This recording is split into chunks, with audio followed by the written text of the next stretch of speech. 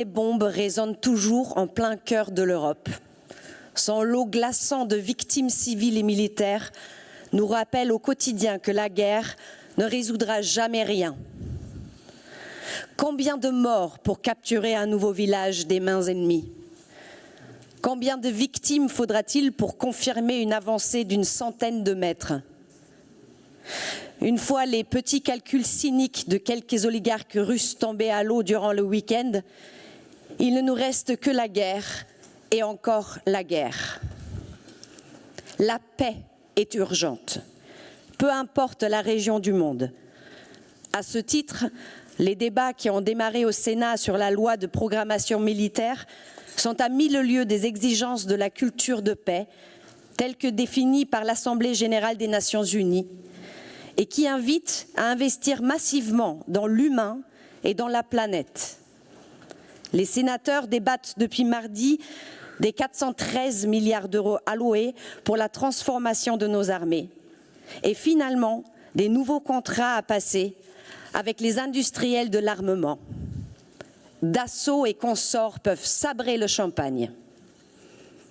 Ce sont 118 milliards d'euros supplémentaires pour nos armées, quelques semaines après avoir demandé aux Françaises et aux Français de travailler 2 années supplémentaires pour d'obscures raisons financières.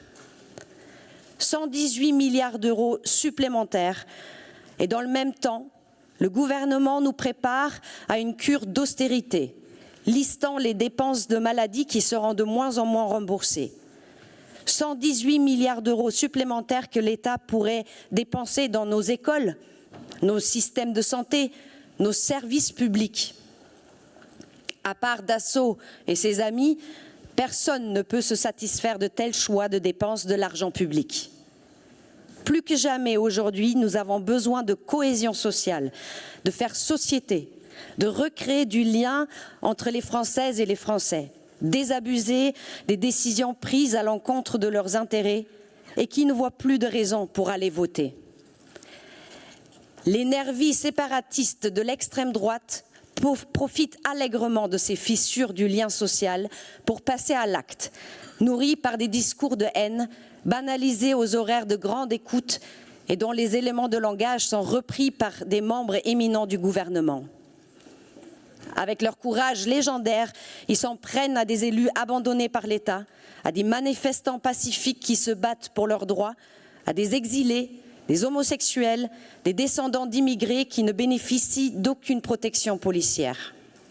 C'est la République qu'ils attaquent, quand ils ne planifient pas non plus des projets de tuerie de masse au nom de théories accélérationnistes qui appellent à la guerre civile.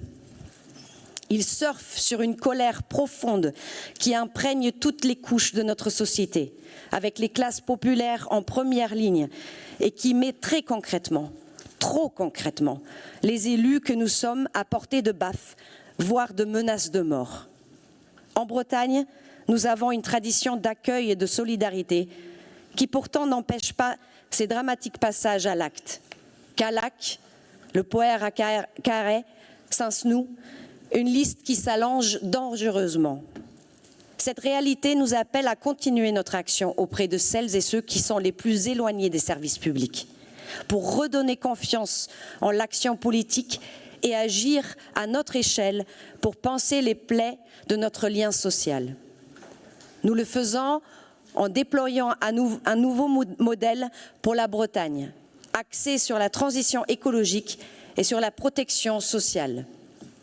Quand le gouvernement entend stigmatiser toujours plus les bénéficiaires des allocations chômage et des minima sociaux avec son projet de France Travail, nous, en Bretagne, réitérons pour cet été les voyages gratuits en car, en TER ou en bateau pour les moins de 26 ans et pour les titulaires de la carte Bresgo solidaire.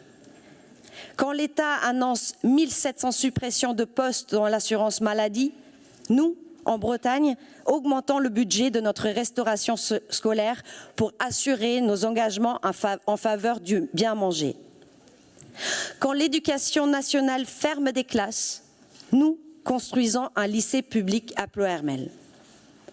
Le rapport d'activité et de développement durable 2022 entrera dans le détail de nos politiques de solidarité plus tard durant la session. Il détaillera ce que nous faisons pour les Bretonnes et les Bretons qui en ont le plus besoin, en déployant des politiques qui, au final, profitent à toutes et à tous. Je vous remercie. Merci à vous. Parole à Ronan Pichon. Merci Monsieur le Président, chers collègues.